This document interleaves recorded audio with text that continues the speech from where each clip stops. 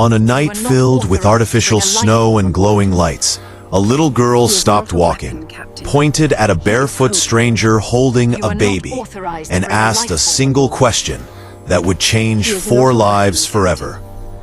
Her father was trained to follow rules, not feelings, but in that frozen moment, he had to choose between walking past or opening his home to someone the world had forgotten.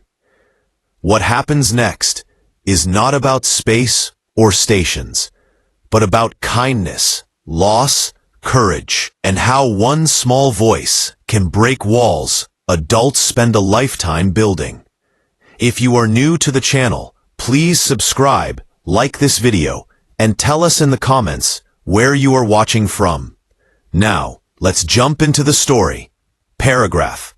Artificial snow drifted slowly through the dome of Aurora Station, falling in soft, white spirals that never truly melted. The snow was programmed to sparkle, to glow gently under layers of colored lights, and to make people feel something warm, even when the air itself was cold. It was the night of the Light Festival, a celebration meant to remind everyone that unity still mattered in a place built far from any planet. Captain Rowan Hale walked through the central garden with his daughter, Mira.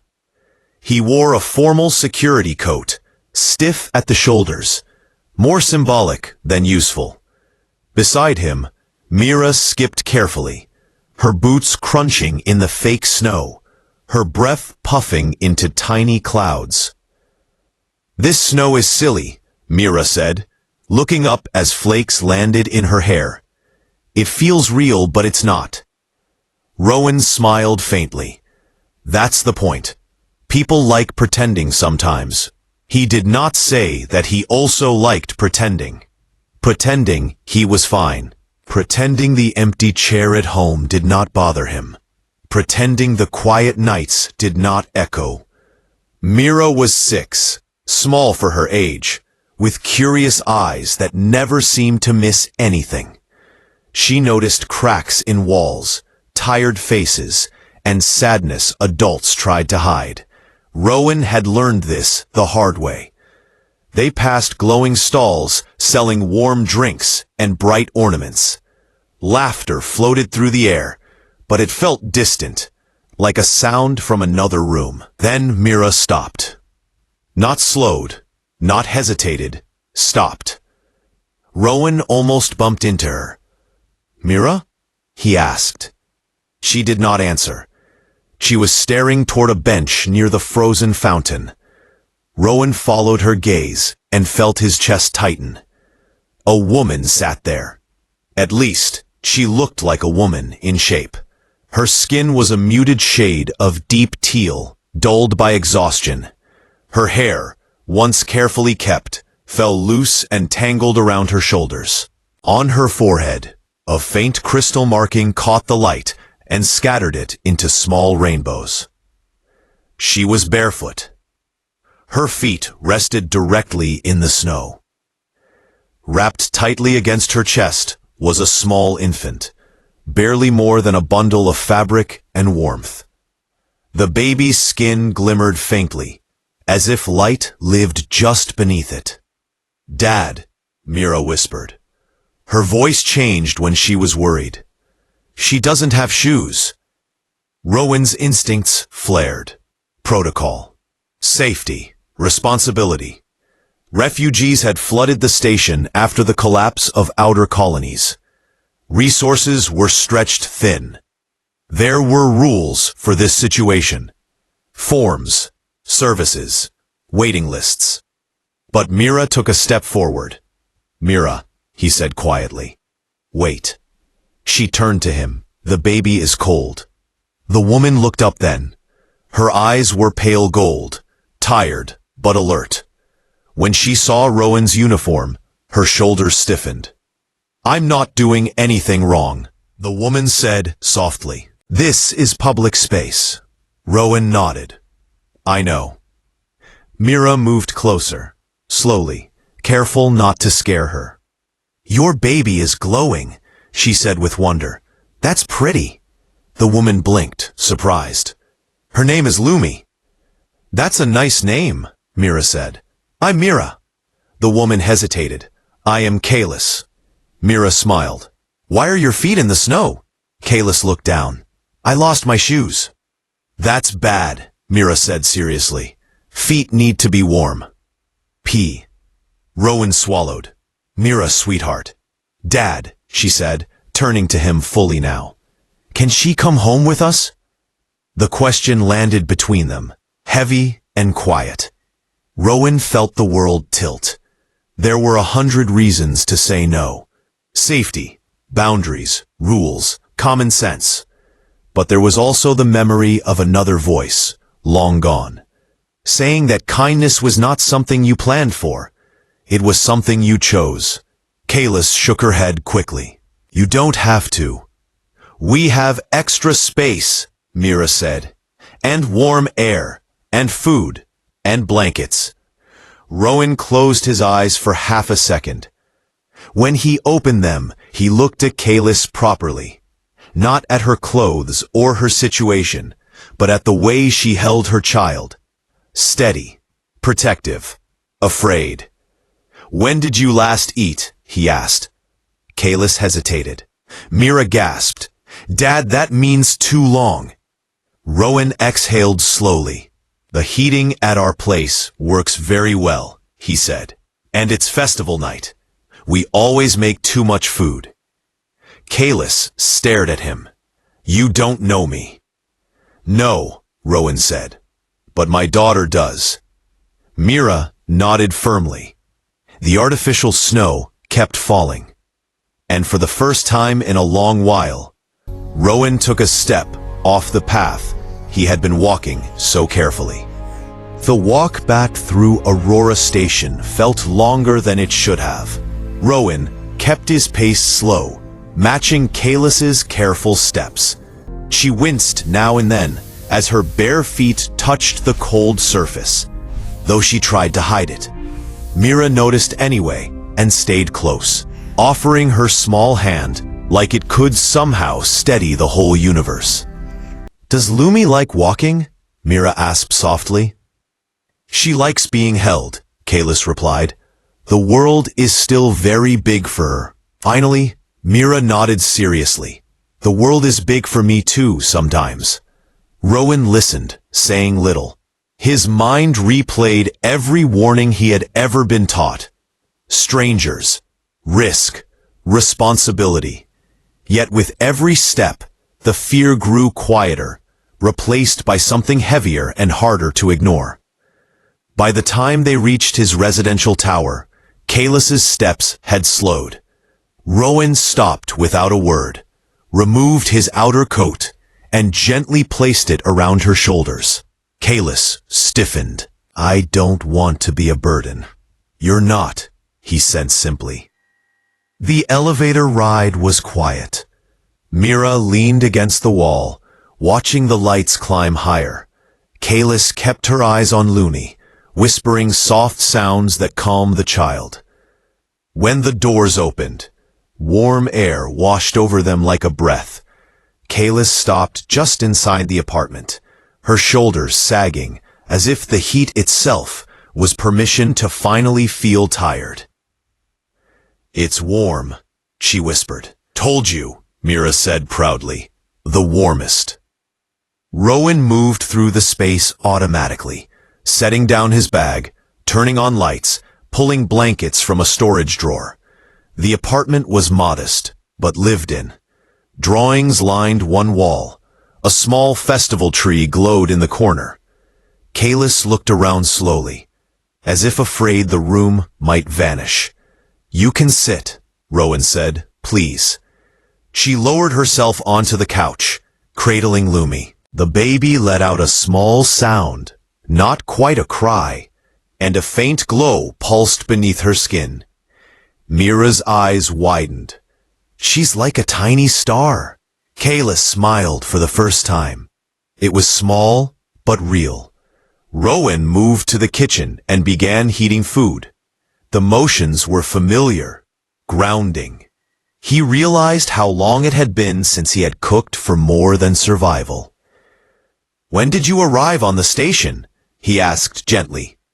3 months ago, Kalis said. "I thought things would get easier." Mira frowned. "Did they?" Kalis shook her head. "No." Food was ready quickly. Simple, warm, filling. Kalis hesitated before eating, then finally did. Slowly, like someone afraid the food might be taken away. Mira watched with intense focus. "You can eat more. There's lots." Rowan saw the way Kalis's hands trembled and turned away to give her privacy. Later, when Lumi slept, wrapped in clean blankets, Kalis finally spoke again. "I didn't tell you everything earlier," she said quietly. Rowan looked at her, calm but attentive. "I was offered shelter once," she continued, "but they wanted to separate me from my child. They said it was temporary." Mira sat up straight. "That's not okay." "No." Kalis agreed. It wasn't. Rowan felt something settle in his chest. Not anger exactly, resolve. "You can stay here," he said, "as long as you need." Kalis stared at him. "You would do that?" "Yes." The word felt steady when he said it. That night, Mira fell asleep on the couch beside Kalis, one small hand resting near Lumi's blanket. Rowan watched them for a long time. Something warm and unfamiliar spreading through him. For months, his life had been about holding things together. Tonight, it felt like something was being built instead. As the station lights dimmed for night cycle, Rowan realized he had crossed a line he could never step back from. And somehow, that felt right. The days after the festival passed quietly at first. Kalis stayed in Rowan's apartment, careful not to take up too much space. She cleaned without being asked, folded blankets neatly, and spoke only when necessary. It was the behavior of someone who had learned that safety could disappear without warning. Mira noticed. "You don't have to be invisible," she told Kalis one morning while helping warm nutrient milk for Lumi. "We can see you. It's okay." Kalis blinked, then laughed softly. "You are very wise for someone so small." "Dad says being small doesn't mean being quiet," Mira replied. Rowan overheard from the kitchen and felt his throat tighten. Lumi grew stronger each day. When she was fed and warm, her skin glowed gently, filling the room with soft light. Neighbors noticed. Some stared, some smiled, a few complained. Rowan handled it calmly. "She's an infant," he said more than once. "Infants do strange things." Kalis worried constantly. "What if they make us leave?" "They won't," Rowan said. "And if they try, they'll have to talk to me." She believed him, not because of his title, but because of the way he spoke. Steady, certain, kind. Rowan helped Kalis file paperwork, guiding her through systems designed to wear people down. There were interviews, tests, and long waits. The station wanted proof she could contribute. She could. Kalis had once been a materials designer, specializing in rare color synthesis. When she demonstrated her work, the evaluators leaned forward. Colors bloomed across test surfaces, shades none of them had words for. "These pigments," one of them said quietly, "they shouldn't exist." Kalis smiled faintly. "They didn't, until they did." An offer followed. Not charity, work. Housing took longer. Mira grew impatient. "Grown-ups are bad at fixing things quickly," she declared. Rowan laughed. "Sometimes." During the wait, the apartment transformed. Laughter returned. Meals became shared events. Rowan noticed himself smiling more, crying less. He also noticed something else. He was no longer just surviving. One evening, after Lumi had fallen asleep, Kalis sat across from Rowan at the table. "Why did you really help me?" she asked. Rowan considered. "Because my daughter asked." "That's not all," Kalis said gently. He sighed. "Because I lost someone, and when you walked into my life, I saw how easy it would have been to walk past you. I didn't want to be that person anymore." Kalis nodded. "On my world, we believed broken things could still be useful, sometimes more useful." Weeks later, housing came through. A small apartment, 3 levels below Rowan's. Clean, warm, real. Mira insisted on helping move. Her contribution involved carrying one stuffed animal and giving instructions. The couch should face the window. Lumi needs to see stars. The first night Kalis slept in her own bed again, she cried. Not from sadness, from relief. They continued to spend evenings together. Dinner, stories, old movies. Lumi took her first steps with Mira, cheering like she had won a championship. 6 months later, Kalis's work had gained attention. Her colors restored damaged art, preserved history, and created something new. On the anniversary of the night they met, Kalis arrived at Rowan's door, holding a wrapped frame. "This is for you," she said. Inside was a painting of the garden. Snow, a bench, a man standing uncertainly. A child, reaching forward without fear. Rowan stared. "Sometimes," Kalis said, "home begins with a question." Rowan felt tears rise, but this time they were light. Mira hugged Kalis. "I'm glad you didn't say no." Rowan smiled. So was he. Time changed things, but not in the way Rowan once feared. The station still hummed with machinery and routine. People still hurried past one another, lost in their own lives. But for Rowan, the world had softened at the edges. Not because pain was gone, but because it no longer stood alone. Kalis settled fully into her work. Her studio, at the restoration hall, smelled of minerals and warm metal. Her colors became known across the station, not just for their beauty, but for what they represented. Lost things could return. Broken things could be rebuilt. Lumi grew fast. She glowed often now, especially when Mira entered a room. The neighbors stopped complaining and started waving. Some even brought small gifts, pretending they had always been curious, never afraid. Mira accepted this with grace.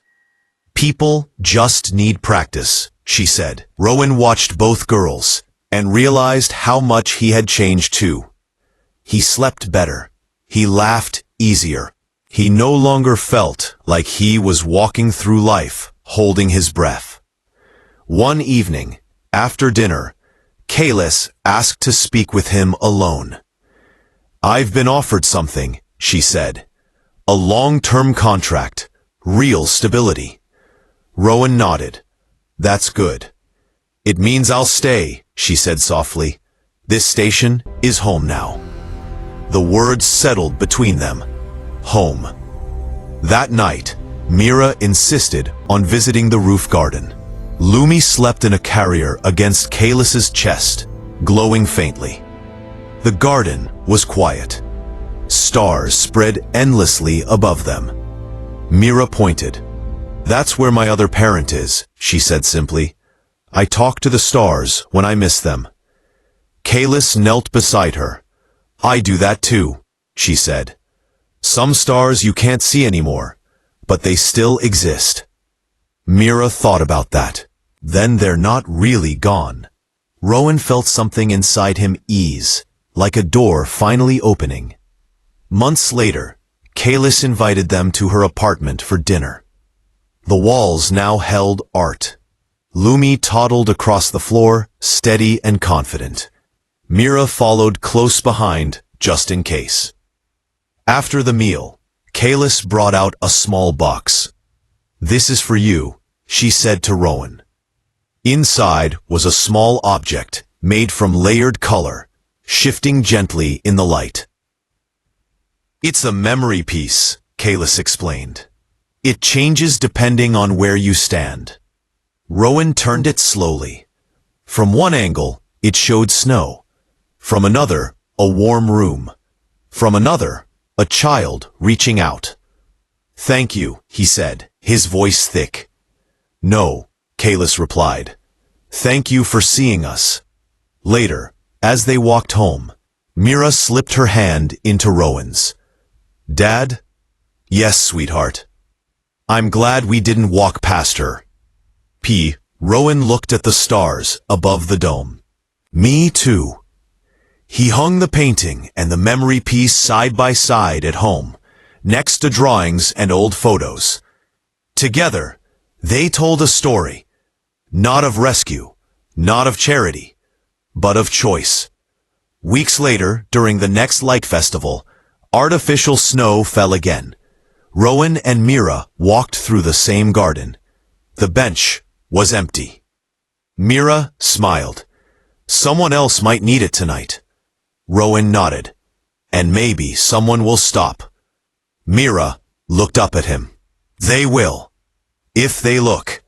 Rowan squeezed her hand. And in a station full of noise and motion, that quiet truth stayed. Light did not always come from the sky. Sometimes it came from a question asked by a child, and from the courage to answer yes.